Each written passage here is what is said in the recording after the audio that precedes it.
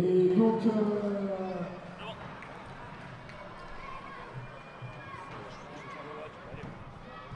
attends, mais oui, il faut une vraie entrée. Ouais. Vas-y, je la fais. Ah J'attends qu'il rentre, et quand il rentre, je commence à parler. Ouais, si tu veux, parce qu'ils vont mettre la musique. nous allons démarrer avec... Comme tu veux. Dès qu'il commence à rentrer, je pousse encore comme ça. Nous allons donc démarrer avec le quart de finale Europa Cup dans la salle Hector qui va opposer le Feyenoord Rotterdam et le FC Lugano. Et les deux équipes qui rentrent, s'il vous plaît, sous vos applaudissements. Bonjour à toutes et à tous, bienvenue sur ce direct de la CSI Talent Cup. Nous sommes en direct du stade du bout du monde au moment où les choses sérieuses commencent. Devant vos yeux, l'entrée des deux équipes qui disputeront ce premier quart de finale de l'Europa Cup.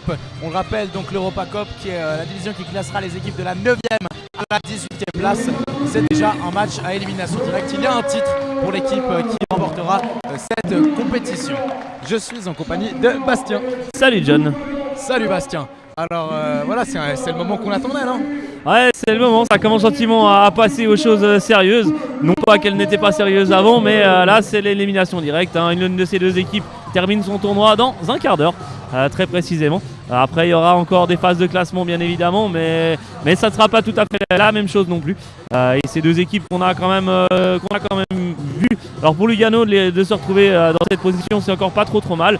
C'est vrai que Feyenoord, c'est un petit peu la surprise de les retrouver dans ce match. Effectivement, Feyenoord qu'on attendait peut-être dans la compétition de la Champions Cup. Plutôt, ils se sont fait passer devant par Toulouse et Torcy dans la dernière phase de groupe et joueront donc pour le titre de l'Europa Cup. Et ça commence maintenant contre le FC Lugano dans quelques instants. Ouais, on rappellera l'année passée le PSV Eindhoven qui était à la place de Feyenoord avait disputé, il me semble, la finale du tournoi. Donc on attendait beaucoup de Feyenoord cette année et surtout que l'année précédente, je crois que l'Ajax avait aussi été dans les meilleures équipes. Donc on savait que les Hollandais normalement venaient plutôt fort et là, eh bien, Feyenoord est passé un petit peu à côté de son tournoi après l'avoir plutôt bien commencé. Ils se sont un petit peu effondrés. Du côté de Lugano, on a vu des beaux mouvements, mais ils se sont réveillés un petit peu tard quand même dans ce tournoi pour pouvoir prétendre à mieux. Mais voilà, cette phase d'Europa peut quand même aussi permettre d'aller gagner un trophée, d'aller gagner un lot de consolation. Et on avait vu des finales par le passé, des finales exceptionnelles, même dans la phase d'Europa Cup. Donc voilà, pour les équipes qui continuent, ça reste un super enjeu. C'est vrai que pour l'équipe qui va perdre ce match, ça sera quand même un peu plus compliqué. Tout à fait, et voilà, une équipe suisse donc qui a la possibilité de se qualifier pour les demi-finales. Si Lugano venait à se qualifier pour les demi-finales, cela donnerait même un club suisse en finale, puisque le quart de finale qui se joue en parallèle sur le terrain CGF, mais aux prises Bâle contre le Servette FC, club de la région. Nous vous tiendrons donc au courant quand nous aurons des mises à jour sur le score de notre terrain. En tout cas, maintenant on s'intéresse au jeu avec Feyenoord qui a pris le jeu à son compte, avec ici Niki Ruck qui donne une passe verticale pour le numéro 6 qui va pouvoir s'engouffrer pour peut-être une frappe et le ballon au deuxième poteau qui est mal négocié par le numéro 5, c'était Abdullah Akachar. Et puis ça va être Lugano qui va pouvoir tenter de se relancer. Lugano qui va passer par son gardien Mandraka qu'on avait vraiment bien apprécié en fin de journée hier. C'était l'un des rares joueurs qui était justement encore largement au niveau. Et là Mandraka il cherche une solution. On sait qu'il a un bon jeu au pied, donc il essaie de s'appliquer un petit peu. Et là ça sera une belle relance en direction de son numéro 4. Ça va donner une bonne occasion, un petit coup d'épaule, il n'y aura pas de faute. C'est bien joué de la part du défenseur. C'était Agrello qui attaquait. Et puis de l'autre côté c'était Niki Ruck qui a très bien couvert son gardien.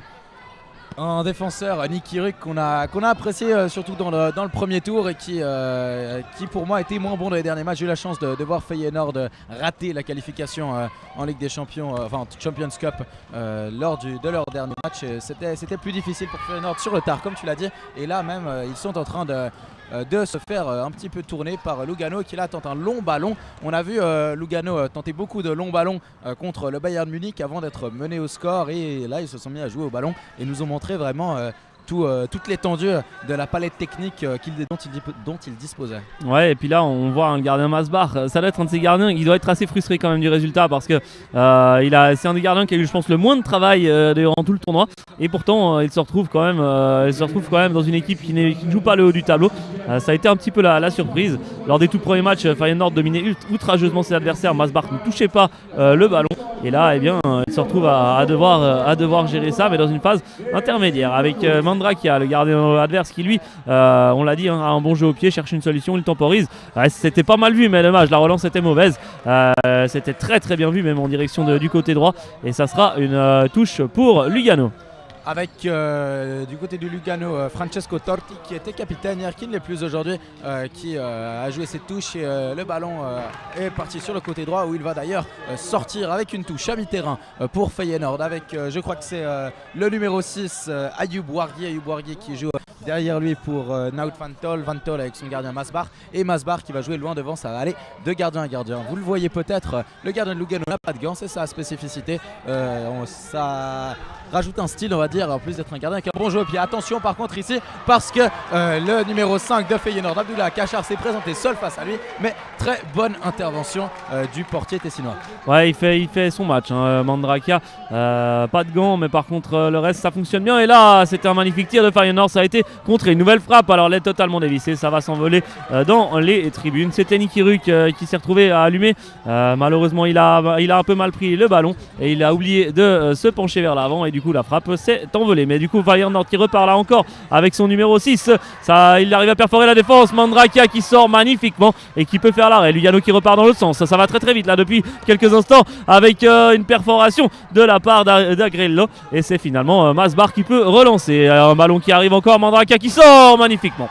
Superbe intervention de Mandrakia, il fallait la faire là parce que le défenseur tessinois avait été surpris, c'était le numéro 6 Stefano Della Valle et il y avait cet attaquant de Feyenoord Kachar qui filait au but, donc voilà, Mandrakia a eu beaucoup de lucidité pour sortir ce ballon. Ça donnera donc une touche qui ressemble fortement à un coup franc ici sur le côté droit avec Nicky Ruck là qui reprend une première fois, une deuxième fois ça passe à côté. Nicky Ruck qui a la peine à ajuster ses frappes et on le voit là qui perd un petit peu ses moyens, il boxe le vide, il s'en veut, ça fait toujours 0-0 alors que le chrono tourne. On a déjà joué 5 minutes. Masbar qui ne savait pas si était dans la surface, qui joue de la tête. C'est vrai que les surfaces de gardiens sont très petites, on le rappelle.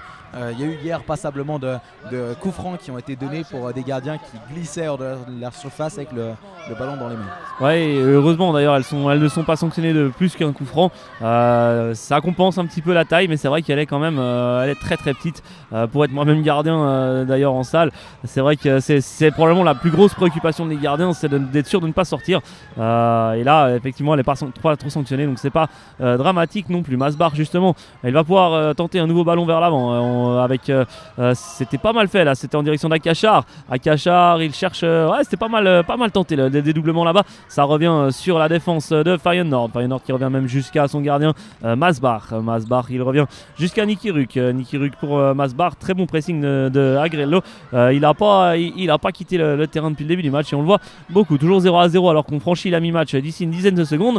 Le Feyenoord qui arrive à quand même se créer l'occasion à 2 contre 1 là-bas. Akachar peut-être une frappe contrée, ça va ressortir là-bas en touche pour Feyenoord. Nicky Ruck qui se dépêche d'aller la jouer. Et le ballon qui traîne là-bas dans le coin, ça va ressortir quand même une frappe et c'est encore contré superbement par Della Valle. Et ça sera un nouveau corner ou une touche pour les joueurs de Feyenoord. La solidarité, l'implication défensive des joueurs de Lugano fait plaisir à voir. Vraiment, on voit beaucoup de mobilisation alors que là, on est passé tout près du but casquette avec attention un ballon de la tête et c'est Nicky Ruck qui marque ce but alors qu'on est passé à mi-match sur une frappe qui a tapé la latte, qui est revenue, qui a traîné dans les airs et voilà, il est un petit peu plus grand que les défenseurs de Lugano. Ça lui a permis de pousser ce ballon au fond. Ouais, Mandrakia il a pas eu de bol sur cette action, faut le dire. Il a eu d'abord le ballon qui lui tapait sur le dos après la latte et qui ne rentre pas par on ne sait quel miracle pour lui. Mais alors après derrière le rebond sur un joueur de Feyenoord, il peut pas tout faire tout seul non plus. Il était à 2 cm de pouvoir la toucher, mais voilà, 2 cm c'était ce qui manquait. Et là Kachar qui va pouvoir se créer une occasion, Mandrakia qui sort très loin. Qu'est-ce qui a été sanctionné parce qu'il a effectivement touché le ballon en dehors de la surface, mais le ballon a été sanctionné. Le jeu qui reprend, c'est un petit moment de flou là. Les arbitres avaient sanctionné un premier coup franc, je pense, sur une faute en début de l'action. Du moins, mais je l'ai pas vu. Je dois dire, j'ai pas vu non plus. Ça va être un tir de la part des Feyenoordais, un sauvetage du dos d'un défenseur sur la ligne. Très très bon positionnement sur ce coup franc de la part de la défense luganaise. Ça va très très vite, je voulais te laisser la parole, mais on va d'abord suivre cette action quand même avec Niki Ruk peut-être pour un doublé. Non, il a été très bien contré par le numéro 7 Grisanti. Grisanti qui va jouer donc la touche, donc il la laisse à son capitaine alors qu'un changement se prépare. Là, Grisanti qui sort, le gardien Mandaraka qui joue sur le côté droit avec son numéro 3 qui est embêté mais qui se retourne très bien pour finalement mettre ce ballon en touche. C'est dommage. Francesco Torti qui est un joueur qu'on a bien aimé voir notamment contre le Bayern. Il avait été très bon avec le Feyenoord qui est de retour en position du ballon. Niki Ruk jusqu'à son gardien Masbart qui va jouer avec Niki Ruk qui devance le numéro 8 Thomasina et qui rejoue sur son gardien. Voilà, on ne se précipite pas du côté de Feyenoord. Niki Ruk, Masbart, c'est toujours la même rengaine avec là un long ballon dégagé et belle intervention de Torti qui n'est pas très grand mais qui a bien anticipé. Niki Ruk lui aussi devance son adversaire pour jouer de la tête. Torti obtient une touche. Voilà, l'arbitre rectifie, l'arbitre lui donne le ballon. Avec Mandraka qui peut récupérer le ballon là-bas, il va monter assez haut, on sait qu'il a un bon jeu. Puis c'est bien vu en direction de Torti. Torti qui trouve un coéquipier à l'entrée de la surface, retour à Torti qui revient à son coéquipier là-bas. C'est dommage, c'était trop compliqué le ballon sur un contre qui revient jusqu'au but. Ça sera un corner, ça sera un corner là-bas pour... Ça sera un corner là-bas qui a été tiré qui va s'envoler très très haut. Un shoot de Della Valle qui va s'envoler dans les tribunes là-bas. Ça doit être les joueurs de l'Inter ou de l'Atalanta qui sont là-bas en haut de cette tribune et qui ont pu se saisir du ballon.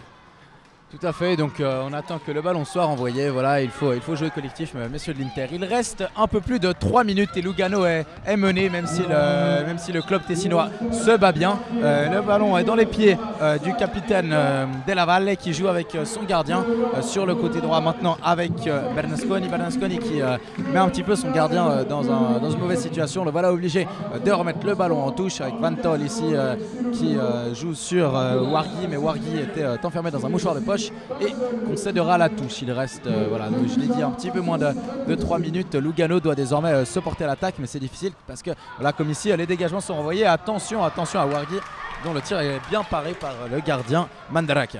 Ouais, à noter, alors on va d'abord suivre le corner avec Niki Ruk qui va pouvoir frapper et ça a été contré au dernier moment par Thomasina. Lugano qui repart en contre-attaque et Masbar qui est obligé d'envoyer le ballon en tribune là-bas. À noter donc dans l'autre salle, c'est le FC Bâle qui est en train de mener 2-1 face au Servette FC dans l'autre quart de finale qui se dispute actuellement. Dommage, là Lugano a mal joué la touche. Là Masbar qui peut relancer en direction d'Akachar. Akachar pour Niki Ruk. Il reste un peu plus de 2 minutes à jouer. Niki Ruk qui trouve un camarade là-bas sur la droite. Lugano qui se porte très très haut là, qui presse assez fortement, un ballon touché à mi-terrain et ça fera une touche pour le capitaine luganais.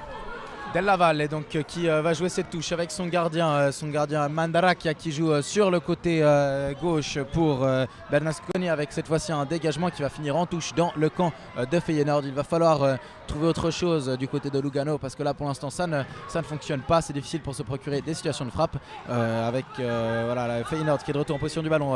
La ligne médiane est passée par Wargui sur le côté gauche face au capitaine de Lugano. Wargui qui obtient une touche qui va la jouer vraisemblablement au sol. Il a Akachar qui ne parvient pas à devancer son adversaire, mais Niki Ruk oui avec un tir contré et ça fait 2-0. Le doublé pour Niki Ruk et malheureux Mandraka encore une fois avec ce tir dévié par Bernasconi et ça fait 2-0. Ouais, j'ai quand même l'impression que Mandraka et les Luganais, c'est un peu l'histoire de leur tournoi. Alors, ils ont été assez malheureux parce qu'ils ont fait des points, ils ont présenté du beau jeu, mais presque du trop beau jeu trop propre pour réussir à vraiment remporter les matchs qu'il faut. Par contre, ils ont vraiment présenté un jeu beaucoup plus intéressant que l'année passée. Alors que la Mandraka doit encore intervenir. Vraiment, ils font le job Lugano, mais peut-être un peu trop proprement. Là, à 40 secondes de la fin et en étant mené 2-0, ça risque d'être compliqué. Mais voilà, non, vraiment, je tiens à saluer la performance des Bianconeri qui se sont réveillés un peu plus tard, qui ont été un peu trop timorés, mais qui ont plutôt bien fait le job. Et là, de l'autre côté, Feyenoord va pouvoir encore enquêter le gardien Mandraka. Il y aura un arrêt de jeu qui sera en faveur de Feyenoord. Ça a été décalé là-bas avec un tir peut-être de Niki Ruk. Non, ça a été contré, mais Feyenoord récupère le ballon et Masbar qui peut même adresser une frappe à Mandraka. Est-ce qu'il va pouvoir tirer rapidement le ballon qui flirte avec les limites? C'est un petit peu, c'est du gardien à gardien, une frappe et très facilement capté par Masbar. Jolie frappe de Miletic, mais ça ne sera pas suffisant. Et la sirène va retentir. Le Feyenoord Rotterdam se qualifie donc pour les demi-finales d'Europa Cup, alors que Lugano sera donc condamné au match de classement et terminera quelque part entre la 10e et la 16e place. Ouais, même un peu plus bas, mais plutôt entre la 12e et la 16e place, la 13e et la 16e place, je crois, quelque chose comme ça. Mais voilà, c'est pour l'anecdote, ça sera pour le classement, ça sera une performance similaire à l'année passée à peu près. Donc voilà, on retrouvera Feyenoord au prochain tour et on va retrouver nos camarades Thomas et Matteo pour un prochain match qui a l'air très intéressant. Il s'agit de l'Atalanta contre l'OL. A tout à l'heure, bye bye.